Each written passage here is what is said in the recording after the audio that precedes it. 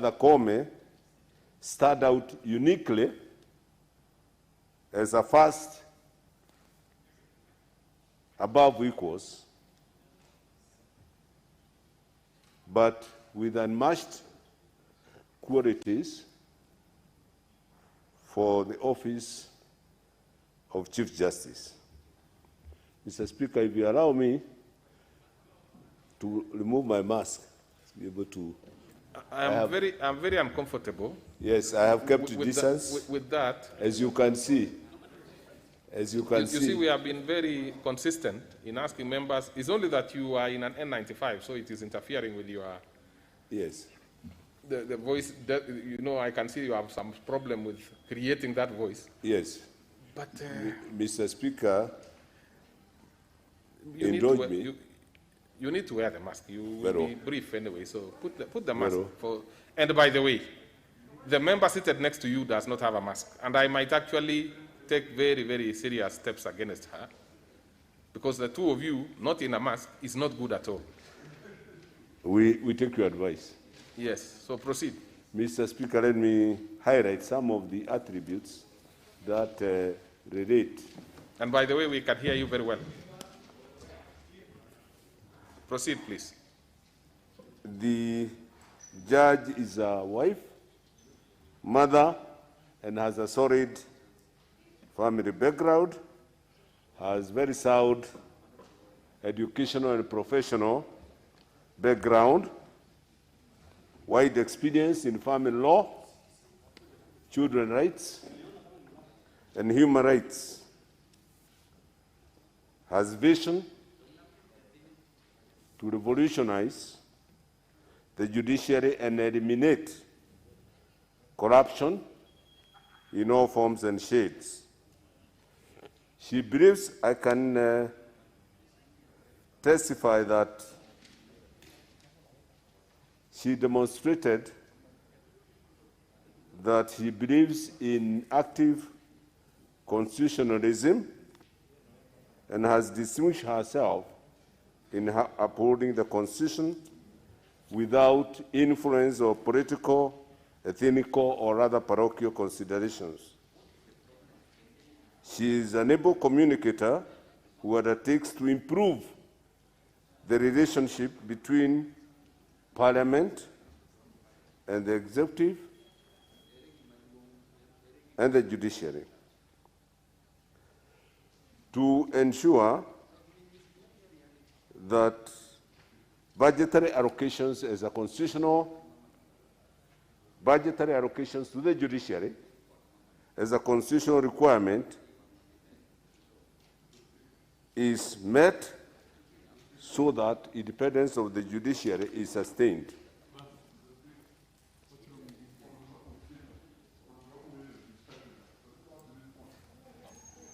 Honorable Babu, we know. I know you are a first-timer. Something called a phone is not allowed within the chamber because, you know, you are actually out of order, really. You need to apologize for, you know, if, in fact, without even hiding it, you are actually standing up to do that. Honorable Babu, what do you have to say before I take any punitive steps against you? Honorable Babu Ongili. Sorry for that, Mr. Speaker. Okay, if you have, it's not easy to get a sorry from you, so once that happens, let us proceed. Out of respect. Proceed.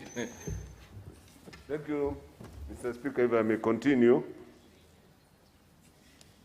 The lady is able to somebody dialogue to solve the stalemate in the appointment of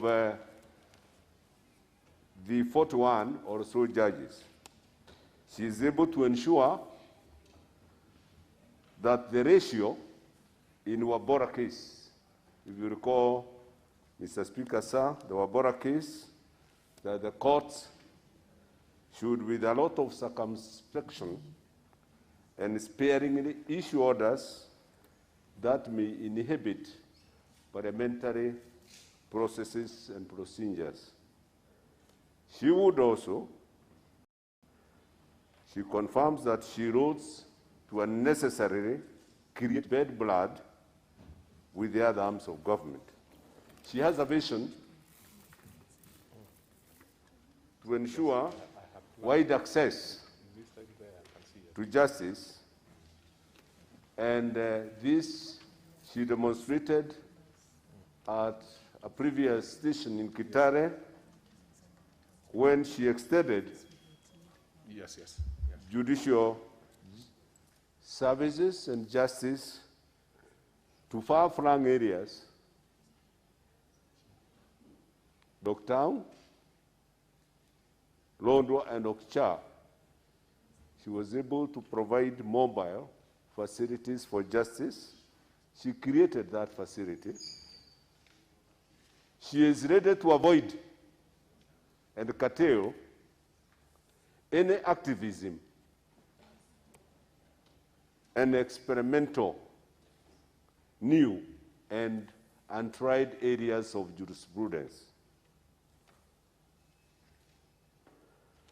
Particularly, Mr. Speaker, she is ready, able and willing to breathe life to Article 259 of our Constitution, which the relevant passage is that this Constitution shall be construed, interpreted in a manner that, most important, there are 4 considerations, but the last one is a crucial one, that in a manner that contributes to good governance. And on the same article, she says she is able to ensure that the law will always be speaking.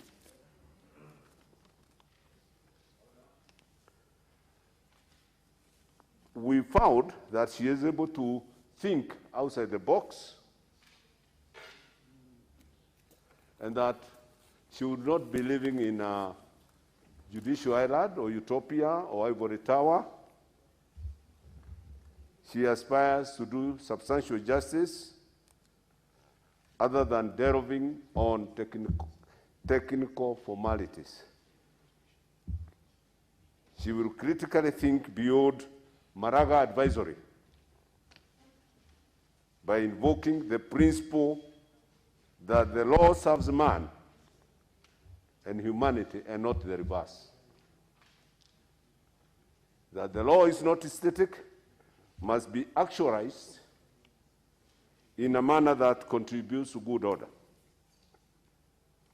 She will be seeking to retain, to reclaim lost glory for the judiciary in line with the principles enunciated, those professional colleagues and others that may know, the principles that were for a long time enunciated by the late Justice Chunalao Madan. That is the greatest Chief Justice Kenya has had so far. Then there was another judge, the principles laid by a judge in Uganda, 1966, Sir Udo Udoma, who in 1966, after Obote overthrew Kabaka, there appeared to be a vacuum in government. And that judge said that there can never be a vacuum in institutions of government, and that because Obote government appeared to be in control de facto, he made it the jure government of Uganda. Then, lastly, there is Lord Denning, famous for what we call high trees, espousing on estoppel, and many other milestones. I mentioned this because these are her mentors. Mr. Speaker, the other salient matters that were noted by the committee are that there were some objections raised to her appointment made by Nelson Harvey, Keref Kaliva. These same objections had been raised before Judicial Service Commission. In that forum, they were dismissed. But in my committee, in its wisdom, found that these objections had no root, they were unmeritorious, unsubstantiated, vexatious, and malicious. The committee was also satisfied with the response by the nominee to the objections. All the necessary statutory reports and other necessary reports by KRA, intelligence, and other bodies were furnished to the committee. That Article 166 relating to appointment of the Chief Justice were met, and that all the statutory procedures preceding the suborder 5F and 199 of the National Assembly, the committee unanimously recommends that, and by unanimous, Mr. Speaker, I say the committee is constituted by 19 members, 15 sat, 4 were absent with apologies, and those 15 have appended their signature endorsing the approval of Lady Justice Mother Karabu Koomes for appointment by His Excellency the President to become the next Chief Justice of the Republic. Mr. Speaker, sir, lastly, I wish to express gratitude to all members of GLAC for the efficiency, devotion in dealing with this matter and rendering the report professionally and expeditiously. The committee also wish to express gratitude to the Office of the Clerk of the National Assembly and his staff for ensuring that all processes attendant to this nomination were professionally handled and timelines met. In the circumstances, therefore, Mr. Speaker, I beg to move and ask, request that my vice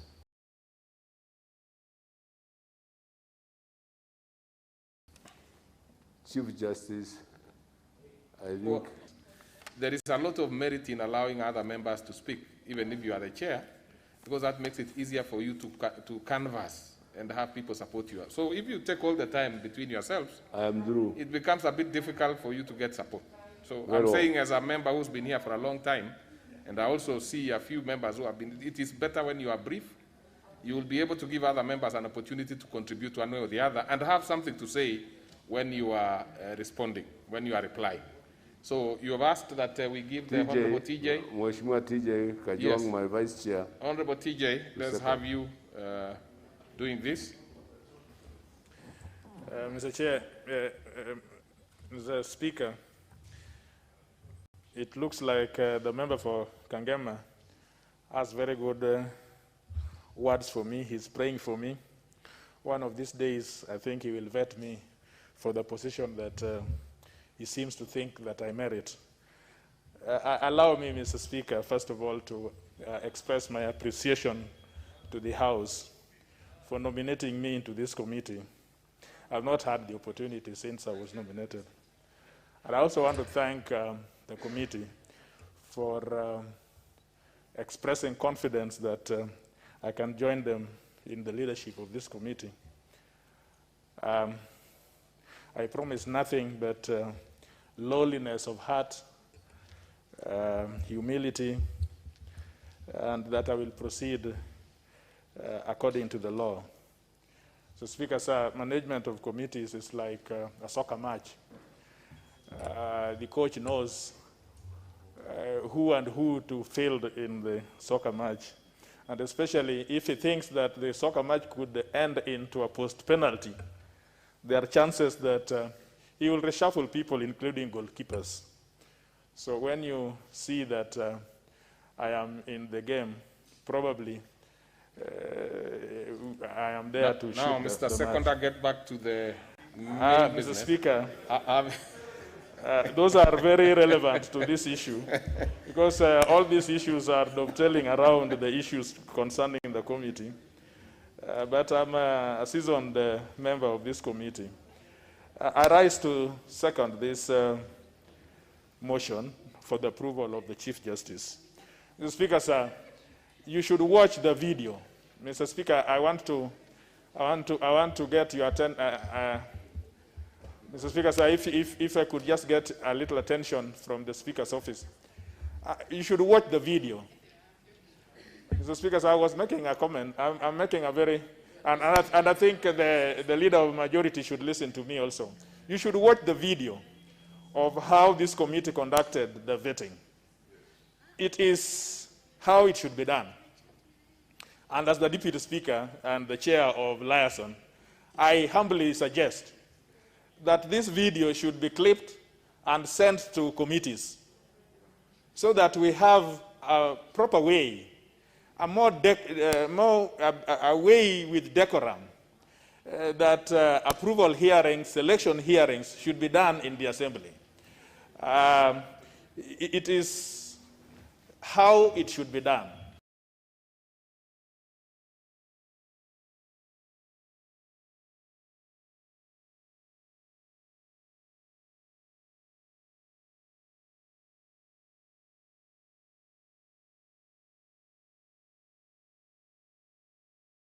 Now, the quality of it all. Now, who was the judge in this one? Maybe what you should be suggesting, Honorable TJ, yes. You have actually, excited the House to want to look at the video. Yes. Now, don't say anything more on the video.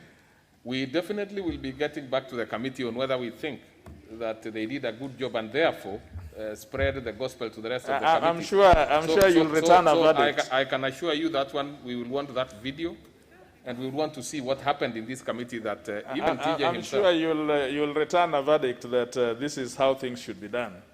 But Mr. Speaker, sir, the approval is governed by Section 7 of the Parliamentary Approval Act. And the three issues that we look at is the procedure adopted by the interviewing panels, the constitutional and statutory suitability, and then the last one is a whole gamut called suitability in terms of experience and competence. The report is replete with specific findings on the procedure that was adopted, the constitutional and statutory competences that the Lady Chief Justice exhibited, and issues on suitability. And you will find that in every of those issues, we have made specific recommendations approving the competence of Lady Chief Justice Martha Koome. But I don't want to spend time on that, because that is in the report. I just want to speak to Lady Justice Koome. I'm sure wherever she is, she would be delighted to hear the National Assembly speak to her, because this is the last time she's in our hands doing the vetting and the approval. I would want Chief Justice, when she is in office, to quickly look at Article 254, which is reporting by commissions and independent office. Mr. Speaker, sir, you know that in this article, every end of financial year, the commission, including the judiciary, will report to the parliament, will submit a report to the president and to parliament.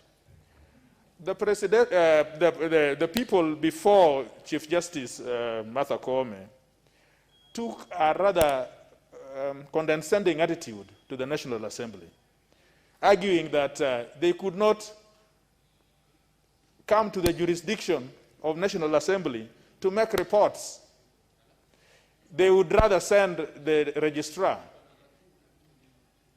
We would want to see a Chief Justice who knows, who respects institutions.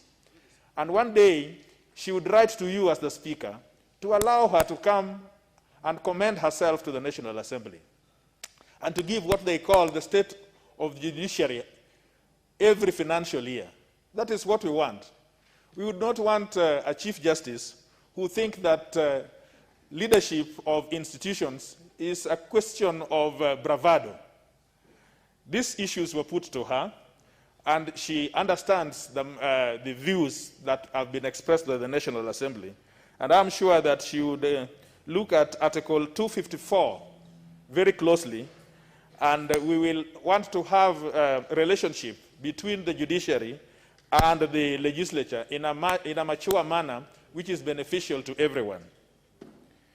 The question of independence of judiciary is a bothersome issue, Mr. Speaker. You know, nobody complains, nobody undermines the independence of judiciary.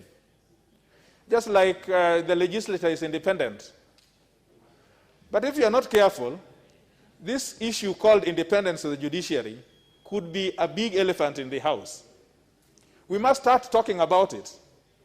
Because we are talking about excesses of the executive. We are talking sometimes about excesses in legislature. But it would seem that this issue about independence of judiciary is an issue that Kenyans need to look at. Otherwise, we can see a situation where we are getting into what is called judicial capture, or what is called judicial activism, all under the aegis of independence of judiciary. Mr. Speaker, sir, I hear sometimes people talk, and recently when there was a decision of the High Court, many people are saying, oh, don't criticize those judges. Don't say things about those judges. Why not? These are people who are exercising authority delegated to them. We as legislators, we are criticized all the time. And it is good. It is the only time that public are able to engage with us. And so, when they make judicial decisions the way they did, I see no reason why Kenyans cannot have learned response and learned engagement with the merits of the decisions that they make. But the Chief Justice, I think, now knows that the question of independence of judiciary, without assaulting on it, but there must be a clear balance, because we live in this country, all of us. You choose to be independent, but you still live in this country. And so, if you want to run a judiciary which goes by legalese rather than the practicals of how we live, then you now know that you are living in a utopia. Mr. Speaker, so I want to talk about gender. I can see my time running, but we are very few, Mr. Speaker. I don't know, maybe we should have more time now that we are few of us. I want to talk about gender. The Chief Justice very well knows that the office of the Chief Justice, as well as the office of the Deputy Chief Justice, are both of one's gender. Now they should know that with that in mind, for the time that they will be in that office, there is another gender that is watching them. How they are going to exercise themselves. Mr. Speaker, sir, a few minutes to talk about gender. Honorable TJ, whether you are going to talk about gender or anything else, you see, Honorable TJ, it's the same argument I had with your chair, that you see yourselves and the committee really went through this issue. So you probably need less time yourselves. Now, I just want you to second. Speaker, sir, you remember there were a few engagements we had with the Speaker. One minute. Yes, there is the other gender. There is the other gender that is watching. and we would want to be comfortable. For the first time, power is in the hands of two people. We want to see how they are going to exercise this power where both genders are concerned. We are very interested. Mr. Speaker, sir, let me sit down by also talking about ethnicity. I know my senior member for Kisumu East is going to talk about this, but I must speak about it. It is known, and everybody knows. No, I am seconding. You second I now. have been in this house long enough to know how to second. If you are a first timer, you should know that I have an opportunity to say everything and anything about the report. Well, within the time allocated. So you second now. I second, Mr. Thank you very much, TJ. TJ, now that is, so let's proceed and do what we are supposed to do, which is to propose a question. And I proceed to propose a question, honorable members, which is that taking into consideration the finding of the Departmental Committee on Justice and Legal Affairs in its report on the consideration of the nominee for appointment as Chief Justice of the Republic of Kenya, laid on the table of the House on Wednesday, 19th May 2021, and pursuant to provisions of Article 166(1)(a) of the Constitution and Section 3 and Section 8 of the Public Appointments Parliamentary Approval Act 2011, this House approves the appointment of Honorable Lady Justice Martha Karambu Koome as the Chief Justice of the Republic of Kenya.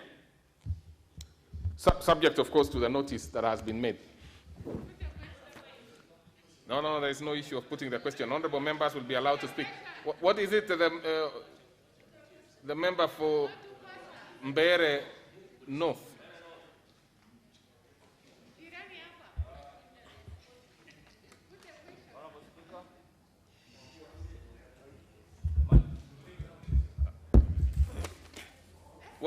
Yes, Honorable, thank you, Honorable Speaker.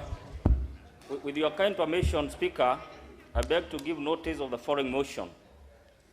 That pursuant to the provisions of Standing Order number 97-1, and notwithstanding the resolution of the House on February 10, 2021, limitation of debate on motions, including a special motion, this House orders that speaking time for each member be reduced from 10 minutes to 5 minutes. Mr. Speaker, my justification for the request for this motion, Mr. Speaker, is very simple. That this is a momentous occasion. It is a historical occasion, Honorable Speaker. You'll appreciate that the mover and the second have taken almost close to 1 hour or 45 minutes. Mr. Speaker, this is a special sitting. Time is not on our side. If we take the same amount of time, 10 minutes, and many of us want to speak in support of this motion, this is a lady who is assuming the office, Mr. Speaker, of the Chief Justice. And I have no doubt, going by the report that has been tabled by the mover, that if all of us, Mr. Speaker, were to take the entire 10 minutes, we will not give justice to this motion. And it is on that basis, Honorable Speaker, that I beg you, and I urge this House to find favor in my request that, Mr. Speaker, we limit ourselves to 5 minutes. Don't spend more time. If you are now, honorable members, just to give you an overview, we have about 30 members who want to contribute. That should help you in making your decision one way or the other. But as far as I'm concerned, it's for you, the members, to make your decision. So that the honorable member for Imenti North has made a request. Mbeere. I said Mbeere. I didn't say Imenti. I said Mbeere. Mbeere North. I know that particular member very well. I went to school with him. Actually, he went to school with me. I think it's the other way around. We went to school together. So that he wants that we limit debate to 5 minutes. Will as many as of that opinion say aye? Aye. And as of a contrary opinion say nay? The ayes have it. So 5 minutes for every member. We might ask the leader majority to relax a bit. Then he will have an opportunity to maybe have some more minutes, or based on his office. Can we start with the member for? I know the leader majority, of course, has a. But let's give a few other members first. Let's start with the Honorable Dawood, followed by Honorable Ambugu Munene, followed by Gitonga Murugara. In that order, so that we save time. Thank you, Mr. Speaker. Mr. Speaker, I want to say, first of all, I want to thank the JSC for nominating Honorable Justice Lady Martha Koome. And Mr. Speaker, the committee of JLAC, I want to thank them sincerely. I was there in that committee as a friend of the committee because Justice Lady Martha Koome comes from my constituency, and she comes from Kidio village in Muiteria, which is in North Imenti. Mr. Speaker, I agree with the Vice Chair when he said people should watch the video, because, Mr. Speaker, I was in that in the sitting on the approval, and the questions they were asking, I was very, very scared initially that if this is the way we are going to be vetting people, then I think nobody will go through, because I've been to many vetting when I was in the finance committee, and it used to be like a rubber stamp. But that day, I was glad of the questions which the JLAC committee asked, especially Mheshimiwa from Kisumu, Mheshimiwa Alago Lodge, Senior Counsel, when he asked Justice Martha Koome whether it would prick her conscience to come from the same area of the judiciary headed by somebody from the same mountain area. And Justice Koome replied very well in the sense that she said where she comes from or where she was born, she did not choose to be born from there. And that is what should be the case in this country, Mr. Speaker.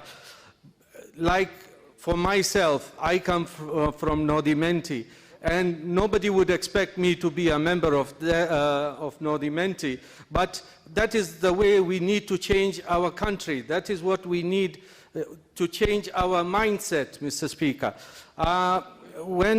Mr. Speaker, when Justice Martha Koome talked about all the things she would do in the judiciary in 100 days, I believe she is a woman who is a woman of integrity, a lady who can do what she says. Because, Mr. Speaker, I have dealt with her when she was assisting us in one of the schools she's been through, Mbeo Primary.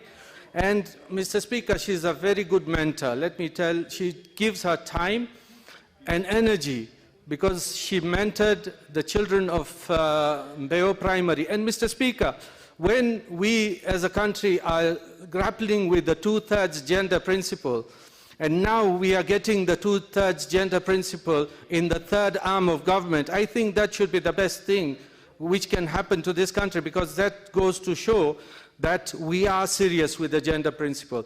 Mr. Speaker, the president of the Law Society, Mr. Harvey, Nelson Harvey, I think he's a perennial litigant, because he said that he put a stop that the CJ should not be the CJ, Lady Justice Martha Koome, because he said that she ruled in different ways. And then he said he was representing the Law Society. I think he was not representing the Law Society, he was just representing himself. And the Supreme Court has given its verdict on why the election should have gone on the 26th. He has held it against her. He held the IRAD supplies against the National Cereals Board. He held that decision against her. And I think it was all proven that through the Supreme Court that there was a mistake on Nelson Harvey's case. So, Mr. Speaker, when we are talking about Lady Justice Koome, she has said that she is willing to work with the other arms of government, not to work at the exclusion. The judiciary is one part of the government, and she is ready to talk to the other arms of government so that we can have the judges who have not been sworn in, who have got no integrity issues, that they will be sworn in once she speaks to His Excellency the President. And I think once we have got that, then we should, on the question of the elections, Mr. Speaker, Lady Justice said, yes, there will be elections, as everybody knows, that in August 2022 we'll have elections. So at that time, the matter of the mountain will not be there, because it will be anybody who gives himself or herself to be chosen as the head of the executive. Whoever wins will be the head of executive, and it doesn't have to be that it has to be somebody from the mountain or the other place. Mr. Speaker, I want to say that she has even promised that she will sort out the land issues which are a headache in the judiciary. She will sort out the judiciary fund as well, Mr. Speaker, and I think with those, when she does what she's promised to do, we should have a good judiciary which is listening, and she'll come give us an address of the nation, either from the judiciary side. Thank you, Mr. Speaker, and I urge members. Very well, thank you. I will be putting the mic on for members I've mentioned so that we don't waste time. So even before you finish and you don't press it off. Proceed. Thank you, Mr. Speaker, for giving me the chance to also contribute in support of the nomination and approval by our committee of Justice Martha Koome to be the next Chief Justice. Mr. Speaker, this lady has what it takes. First of all, she has good experience. That's 3 years of experience, Mr. Speaker. And this experience is both in the bar and also in the bench. She has, before she became a judge, she had practiced law for 15 years. And in the bench, she has been a judge for cumulative 18 years. This is a person who has gone through the rank from the High Court to Court of Appeal, and eventually we hope to the apex of this court. Mr. Speaker, during the interview with the legal committee, Lady Koome exhibited integrity, and also she came out as a person who really supports family. A lot of family values, Mr. Speaker. And in the judiciary, in the bench, we need someone who supports the family, because we all know that the family is the institution which bound the country together. Far from that, apart from our experience, she came out as someone who understands what a Chief Justice should do and should be all about. Someone who leads one arm of government, but at the same time, as she maintained the independence of the judiciary, because she was very clear that given the chance, she will ensure that the judiciary is absolutely independent. And that's what we want. All Kenyans of goodwill want a very independent judiciary. But she also acknowledged that judiciary or judges do not live in a vacuum. In terms of giving services, they are interdependent. That the 3 arms of government must work together when giving services to the Kenyans. And she assured us that because she has good negotiation and diplomatic skills, if we approve her nomination and she's appointed eventually by the president, she's going to ensure that the judiciary is fully served by, first of all, negotiating on how to have the 41 judges, Mr. Speaker, appointed, so that the judiciary is not clogged down by the many and the numerous cases which are pending before both the Court of Appeal, the High Court, and generally in the whole judiciary. But she also acknowledged that judges and even the magistrates, when making their decision, they make errors. They are not infallible. They make mistakes. But what she said is that even when they make mistakes, appeal, so that instead of criticizing the judges or magistrates unnecessarily, use the mechanism provided by the law.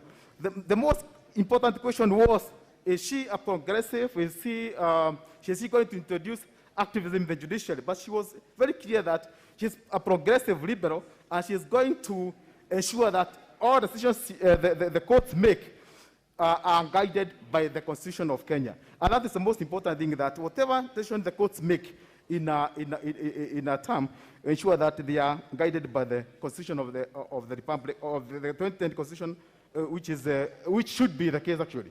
Lastly, Mr. Speaker, we have to appreciate that she will be the first female Chief Justice. Kenya has had a number of about 23. Time is over, so you have supported anyway. So we'll give Honorable Murugara, but Murugara, you'll be next because I have had some complaints that the ladies have not spoken.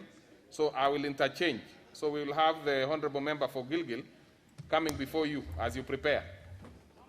Yeah, Thank you, Mr. Speaker. That's how it can work. And for the indulgence. And Mr. Speaker, from the onset, I want to say that I support this nomination of Justice Martha Koome. It is indeed a historic moment to have one arm of the government in this country being led by a woman. We are proud, Mr. Speaker, and not only led by a woman, also deputized by one, as it is. And I want to assure Honorable TJ Kajwang that we have been watching you in the other arms of government. So this time, we say, sit back and take notes, because I have no doubt that Martha Koome would do us proud. And Mr. Speaker, I say that in cognizant and knowing very well that if a woman fails in whatever position, it is seen like the whole gender fails. It does not apply for men. If a man fails, it is seen as one. But when a woman does, so she also knows the weight on her shoulder. And Mr. Speaker, the issue of her professionalism has been demonstrated in the report. And I want to thank the committee because they did a proper job in terms of digging into her intellectual capacity, her legal judgment, and even her background, Mr. Speaker. And coming from a human rights defender background, Mr. Speaker, we expect that she would be progressive, as has been said in the report, and she joins other countries in Africa, including Mali, Senegal, Nigeria, and others that have had a Chief Justice who is a woman. So, Mr. Speaker, for all the girls in this country, for all the women in this country, we are proud of Justice Martha Koome. And I pray, Mr. Speaker, that one thing that we'll be looking forward for her to do is what she said. She has to jealously guard the independence of the judiciary, as has been said before, Mr. Speaker. And that is not to say that they exist in a vacuum. It must be interdependent, even with the other arms of government, but at the same time, ensuring that the independence is guarded. Mr. Speaker, I also hope that she will be at the forefront, because she has done it before in her career, to bringing justice closer to the people. In terms of the mobile clinics, I hope this time, Mr. Speaker, she will do an overhaul. She will ensure that the backlog in the courts of this country, Mr. Speaker, are reduced. Because we have seen people who have had court cases that drag for 20, 25 years. You even die before even knowing your verdict. So I hope that she will be at the forefront to ensure that she has improved that. And Mr. Speaker, I want to note, even for people who have had matters in the courts recently, this COVID time, something I've noted from the judiciary is that if you have a matter in court and it is mentioned or it has a ruling, they actually send you a text message to tell you your matter was heard, to tell you your matter was listened to, and whatever happened to it. So I hope that this can also teach us, even as we embrace virtual participation, even in court, that she will put more resources in terms of ensuring there are enough magistrates and improving our ratio to ensure that this justice is actually commensurate to the number of people seeking these services. Mr. Speaker, I hope that the issue that she spoke to of operationalizing the judiciary fund is also something else I'll be looking forward to see. But more importantly, she must know that she's a trailblazer. She has set the pace, and we are watching. And not only the other agenda, even us who are her agenda are watching, because we know that she has opened doors and broken a glass ceiling to be the first Chief Justice of this nation. And I support, Mr. Speaker. Thank you, Mr. Speaker. Mr. Speaker, allow me to add my voice to support the report of the Justice and Legal Affairs Committee. And may I say from the outset that Lady Justice Martha Koome has experience that is unmatched. It all begins with her own career as a young advocate during the clamor for multi-party reforms in the country in the late 80s and early 90s, when we were actually under the Canon dictatorship. She was actually able to stand out and speak for Kenyans. Lady Justice Martha Koome has also worked well on human rights and rights of the underprivileged, especially in the family law. That makes her stand out as a person who is actually amiable to the citizens of Kenya. She has worked as a judge of the High Court and the Court of Appeal, and she has rendered exemplary service. This is a plus for her.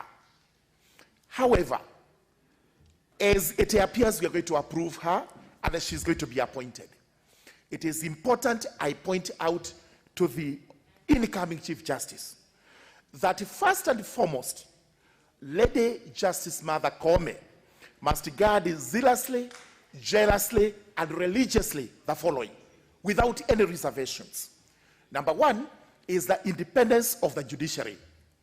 No doubt whatsoever, we know for sure in Kenya it is under attack, and it must be protected. She must also guard the supremacy of the Constitution, because we have seen several persons trying to claw back on the gains we have made under the 2010 Constitution. And she's going to be ranked, because Kenyans have ranked former Chief Justice Mutunga, they have ranked former Chief Justice Murang'a. She is now on the ranking list, and we will be looking upon her to ensure that this Constitution is not mutilated, it is not violated, and it's not raped. It's a Constitution that must be safeguarded. She will also have to guard and protect the rule of law in the country, the dignity of the courts, because we have seen court orders being disobeyed left, right, and center. Sincerely, no country, a democracy that purports to be under the rule of law would ever work with the disobedience of court orders. Lady Justice Martha Koome, Kenyans are watching you. They are saying we must be protected. And finally, she must enforce the law to the letter. No question of it in any other way.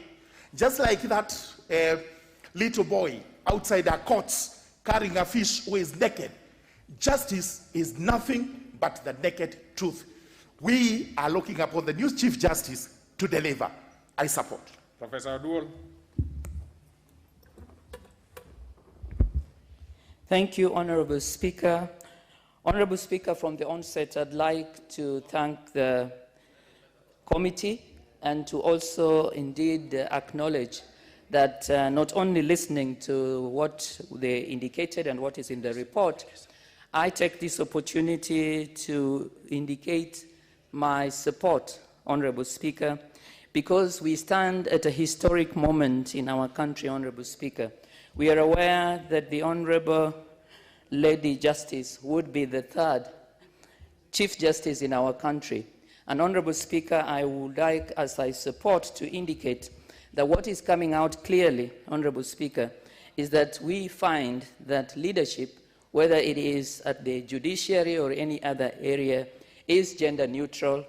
It seeks to look at competence. We seek to look for a foundation that would take our country to the level that we would like. And so, Honorable Speaker, as I support the committee and indeed confirm that the Honorable Lady Chief Justice Martha Koome is suitable, I do it by looking really at the question that what we are looking at is a historic moment from the point of view that we do have a lady that would be coming in for the first time. But Honorable Speaker, I use it to celebrate the demonstration that leadership, that competence, that indeed what it is that we need to help us sustain the forward-looking significant progress that we have seen in the judiciary will indeed be fulfilled. Honorable Speaker, I conclude by saying that it has also been said that women and men do lead differently. And I know the Honorable and my senior, TJ Kajwang, did indicate that the other gender will be watching. I conclude by indicating that there is a difference in terms of the way women and men lead. And the women, Honorable Speaker, it has been proven, tend to listen a lot more. They tend to engage, and they tend to be much more ready to negotiate and to ensure that everybody is taken on board. And so I am glad that as we look at the fear that sometimes we have of excesses, we shall find in the Honorable Lady Justice Martha Koome opportunity for interdependence, opportunity for negotiation. Thank you, Honorable Speaker. I support. You actually did it in exactly 2.5 minutes. Honorable Maure, maybe that is to tell us actually how you would be leading.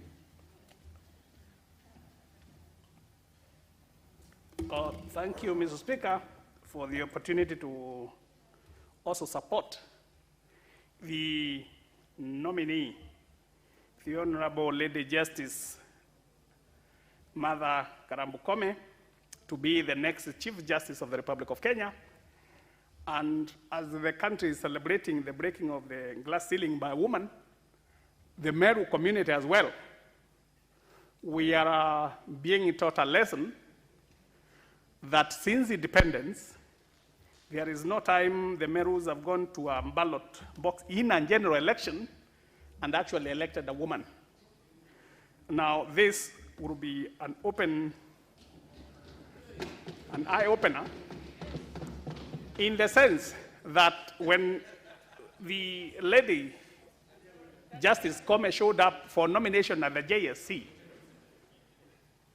nobody saw a woman. What people saw was a serious judge whose temperament, when you looked at her, you couldn't be able to discern anything that you would describe as feminine, anything that you would belittle because she is a woman, but you saw a very firm answers from her. And Mr. Speaker, from those of us who are familiar with the conduct of judges, a judge, you are not supposed to read the mood of a judge. You are not supposed to predict the decision a judge will make, because that one is only left to those people we usually call the judicial activists. And Mr. Speaker, in judicial activism, what they do is they legislate from the bench. From where they are seated, they would be able to pass laws which have not been taken to them for interpretation. So, Mr. Speaker, our judiciary is under its own attack. It needs to cleanse itself, and it needs to have an administrator. Even though we are asking for their independence, they need to have a thorough searching of the judiciary. So, Mr. Speaker, what we need, the judges that we are supporting to lead a separate arm of government, the independence is not absolute. It's supposed to be controlled within that judiciary so that we don't have issues that can come out and expose the activism in that judiciary. So, in conclusion, Mr. Speaker, I would like to support the integrity, the wisdom that has been displayed by this nominee, and also say that in our area of Mount Kenya East, at the national leadership now, we are really represented. Thank you, Mr. Speaker. Paris. Thank you, Mr. Speaker. Today I stand here as a duly elected woman leader, and I want to say that I am proud of the fact that one of the arms of government, the judiciary, will soon be headed by a woman. It is no mean feat. I mean, at the end of the day, we have strived as women to get our space in society, in political space, in private practice spaces, as well as just knowing that when you look at us, we cannot deny the fact that we're women, and we want to have our space knowing that we actually are 50% of the population. Martha Koome, Lady Justice Martha Koome, is a woman, and let us not shy away from embracing her as a woman and saying that today we are proud that we have her as the nominee for Chief Justice. And the reason I say that is because I see a lot of the men, when they're standing up to speak, they're trying to say she's just a good leader. Yes, she's an amazing leader, but we cannot stop underlining the fact that she is a woman. And we have to celebrate that, not just for her, but for the many women in this country, the girl child, and the women that aspire to be leaders. What I like about Martha Koome, because I've actually been to a few of the forums that she held when she was heading the task force for children, is the fact that she's very humble, extremely humble. She has integrity, she is grounded, she's compassionate. I recall an interview where she said, children have no voices, so I choose to speak for them. They are our bridge to the future, and unless we nurture them, our future will be precarious. We're going to have a Chief Justice that understands that if we want to steer this country in the right direction, then we have to start from the formative stages, and that is from the children. She understood that justice for children in our courts needed more to be done. She understands that if we nurture our children well, then everything else that we want to do in this country going forward will be easier met and done. Because today we look at our youth and how easily they are used and misused and abused by leaders. If we want to stop that, then we nurture the child from a young age. And I know that with Lady Justice Koomes in the helm of the judiciary, our children will be nurtured in a manner that will actually ground them to be future leaders and to embrace this country's prosperity and growth. Lady Justice Koomes, for me, is a woman that understands that this country right now has had a lot of issues in terms of corruption. And she understands that corruption exists in the system, corruption exists in the judiciary. And that is one area that I know that if she tackles it, she will tackle it well.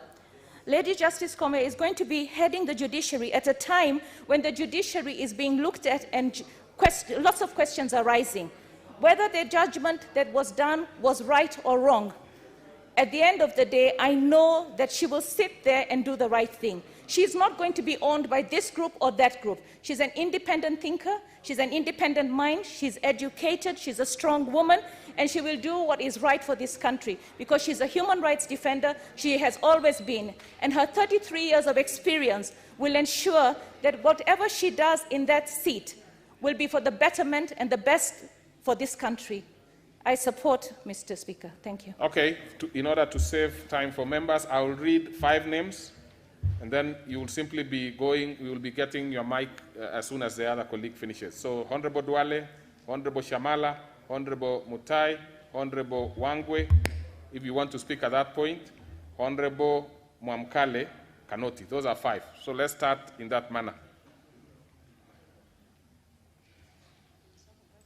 Honorable Speaker, I rise to support the report of the committee on the vetting of the nominee for the position of Chief Justice. Honorable Speaker, the nominee in question is one who is known for her vast experience in the legal profession, brilliance and acumen in her career as a judicial officer. And now she joins, she now goes to the books of history of this country as having been the first female Chief Justice. Mr. Speaker, when it comes to professionalism, capacity, ability, and experience as required by the Public Appointment and Parliamentary Approval Act 2011, there is no one who can object that the nominee ticks and fits in the box very well. However, Mr. Speaker, allow me to say that the job of a Chief Justice is not just that requires one to fit the box or to tick the box. It is one which calls for one to abide by the dictates of Article 159 of the Constitution on judicial authority. And Mr. Speaker, judicial authority is the dictate of Article 159, and it's derived from the people. So judicial authority in this sense, we expect Honorable Lady Justice Koomes to drive that authority from the people of Kenya. The citizens of our country are therefore the real employers of Chief Justice Mother Koomes, if she gets a job. I do hope, Mr. Speaker, and I had the privilege to sit in this chamber when a man I have a lot of respect for, Dr. William Mutunga, was brought to this house. I had been here when David Maraga, a man also I have a lot of respect for, and now under the new constitution, Lady Justice Koomes. In executing her duties, she must be, and at all times, fidelity to the law and the people of Kenya, and that is what should guide her. It is not the executive, it's not this house, or indeed any other public body that should move her. It is her duty to the people of Kenya, it's her duty to uphold in accordance with Article 159. Honorable Speaker, the reason I raise this matter is because concerns against this nominee were raised by the Law Society of Kenya on what was termed as misapprehension or skating around the concern of our acting on the direction of the executive, a fact that was evident. Honorable Speaker, this is a very serious matter, and I actually do hope that the nominee shall not be on the beck and call of the executive, and also is ready to do whatever she is told to do. Do judicial authority be exercised under the guidance of any other arm of government? Mr. Speaker, the principle set out in Article 159.3, which includes justice, shall be done to all, irrespective of their status. Mr. Speaker, finally, I want her to read and maybe listen to what Thomas Jefferson, the founding father of the United States and who served as the third president of the US, said on matters.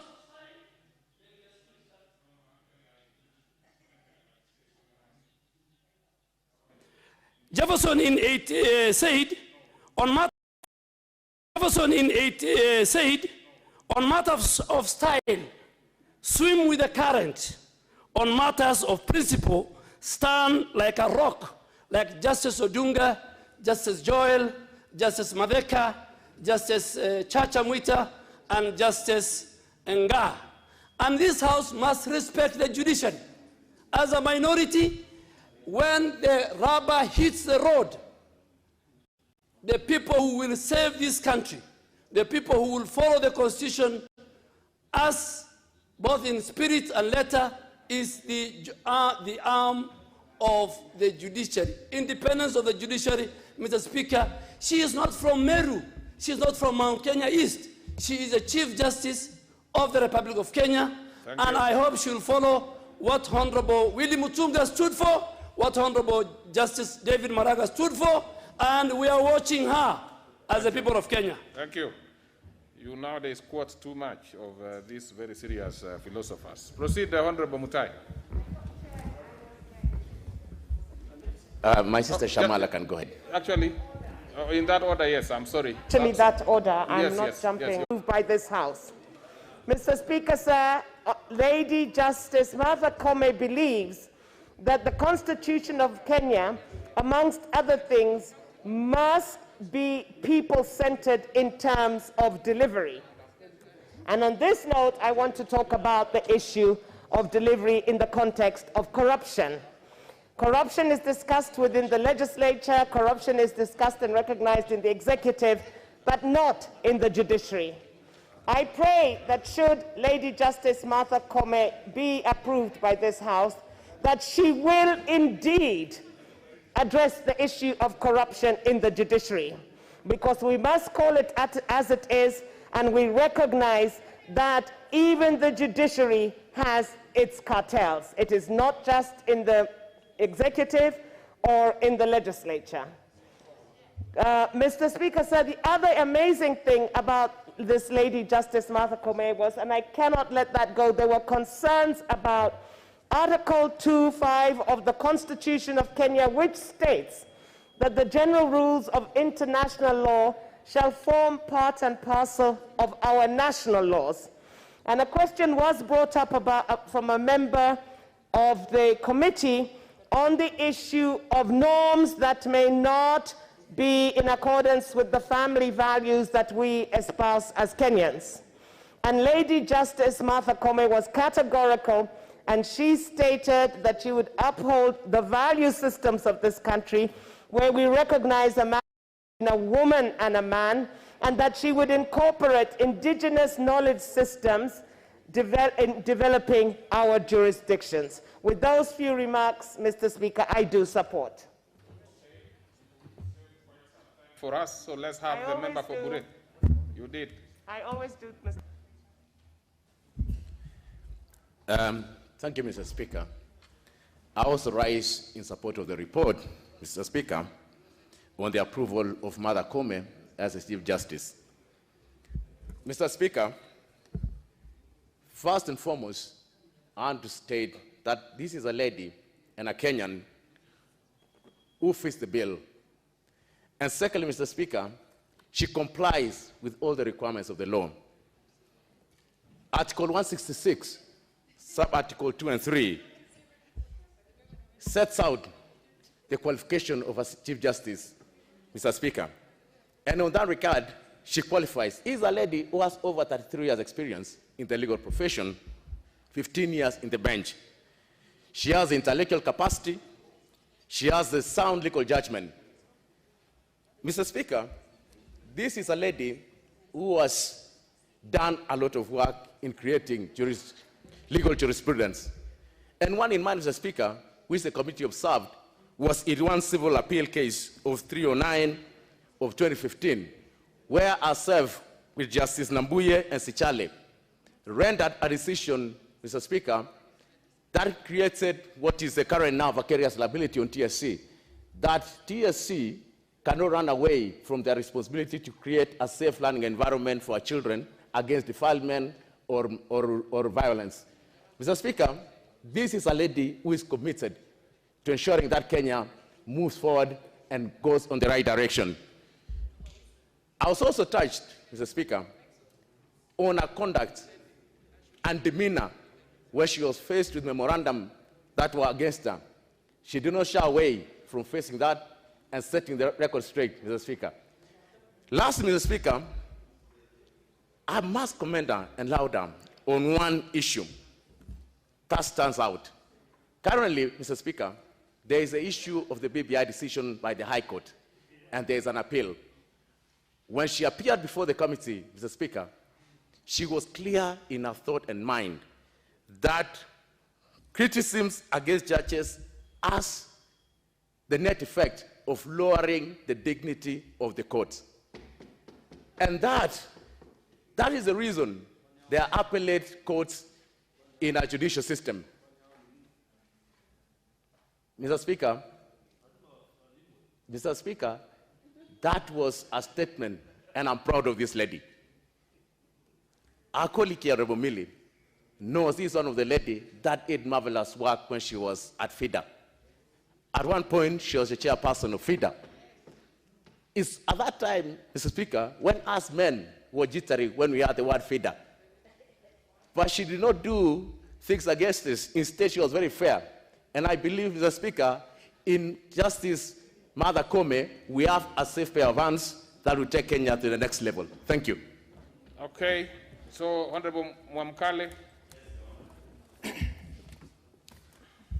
Thank you, Mr. Speaker, for according me time to contribute to this.